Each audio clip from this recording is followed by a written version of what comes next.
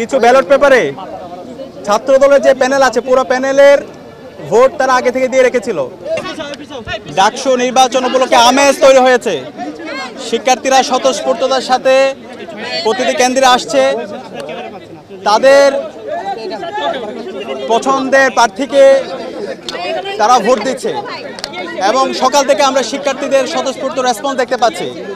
বিশেষ করে ঐক্যবদ্ধ শিক্ষার্থী জোট এবং শিক্ষার্থীদের প্রার্থীদের প্রতি সকল ভোটার তারা তাদের প্রত্যাশা, তাদের উচ্ছ্বাস প্রকাশ করছে। আমরা যখন সবাই একসাথে ডাকসু নির্বাচনের আমেজ তৈরি করার চেষ্টা করছিলাম, ঠিক সেই সময়ে এই ডাকসুকে বানচাল করার জন্য এখানে বিভিন্ন পক্ষ চেষ্টা করছে এবং সামনে থেকে পেছন থেকে বিভিন্ন পক্ষ এখানে দায় দিয়ে দেওয়ার রাজনীতি করছে। আপনারা জানেন কার্জন এরিয়ায় অমর 21 হলে যে সেন্টার আছে সেই সেন্টারে যে পোলিং অফিসার আছে সে পোলিং অফিসার কিছু ব্যালট পেপারে ছাত্র দলের যে প্যানেল আছে পুরো প্যানেলের ভোট তারা আগে থেকে দিয়ে রেখেছিল। সাংবাদিক মারফতে যখন আমরা জানতে পারলাম তখন আমরা বিশ্ববিদ্যালয় প্রশাসন নির্বাচন কমিশনের সাথে যোগাযোগ করেছি। পরবর্তীতে নির্বাচন কমিশন ও স্টাফের বিরুদ্ধে ব্যবস্থা নিয়েছে, সেটা আপনারা ইতিমধ্যে জানেন। এবং এরপরে আমরা দেখতে পেয়েছি টিএসসিতে একজন স্টাফ একটা ওএমআরে আগে থেকে ক্রস দিয়ে রেখেছিল। এখন আমাদের অবস্থান পরিষ্কার, যে স্টাফে কাজটা করেছে তাকে অ্যারেস্ট করতে হবে, তাকে রিমান্ডে দিতে হবে এবং এই ঘটনা সে কার নির্দেশে করেছে সেটা বের করতে হবে।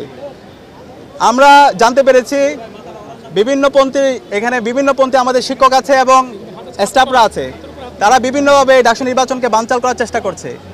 আমি সবাইকে আহ্বান করব, এই ডাকসু নির্বাচন এটা জুলাইয়ের অন্যতম আকাঙ্ক্ষা, এটা শহীদদের আকাঙ্ক্ষা, এটা ঢাকা বিশ্ববিদ্যালয়ের 40,000 শিক্ষার্থীর দাবি। সুতরাং ডাকসু নির্বাচনকে যারা বানচাল করার চেষ্টা করছে তাদের বিরুদ্ধে আমাদেরকে সবাইকে ঐক্যবদ্ধভাবে কাজ করতে হবে, আমাদেরকে সজাগ থাকতে হবে এবং যে সমস্ত স্টাফরা এই সমস্ত কাজ করেছে তাদের বিরুদ্ধে দ্রুত সময়ের মধ্যে বিচারের আওতায় নিয়ে আসতে হবে, তাদেরকে থানায় দিতে হবে, তাদেরকে অ্যারেস্ট করতে হবে। এবং আমরা চাই বাকি যে সময় আছে সেই সময়টা নির্বাচন কমিশন সঠিকভাবে যেন সকল নিরাপত্তা এনশিওর করে এবং ভোটারদের জন্য একটা ফ্রেন্ডলি এনভায়রনমেন্ট এনশিওর করে। আমরা একই সাথে উদ্বিগ্ন দেখতে পাচ্ছি, অনেক বহিরাগতরা বিভিন্ন প্রবেশ পথ দিয়ে তারা এখানে আসছে, বিভিন্ন ভোট কেন্দ্রের পাশে আসছে, যে কারণে শিক্ষার্থীরা অনিরাপত্তায় ভোগ করছে। আমরা বিশ্ববিদ্যালয় প্রশাসনকে জানিয়েছি যারা এখানে বহিরাগত আছে তাদের বিরুদ্ধে যেন ব্যবস্থা নেওয়া হয়।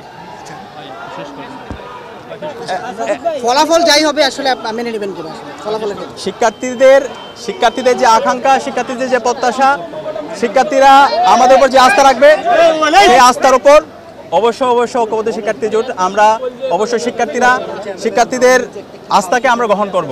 কিন্তু এখানে যদি নির্বাচন কেউ বানচাল করতে চায়, নির্বাচনকে যদি কেউ ইঞ্জিনিয়ার করতে চায়, জুলাইয়ে যেভাবে শিক্ষার্থীরা খুনি হাসিনা এবং ছাত্রলীগকে রুখে দিয়েছিল ঠিক একইভাবে তারা প্রতিরোধ তাদের জারি রাখবে।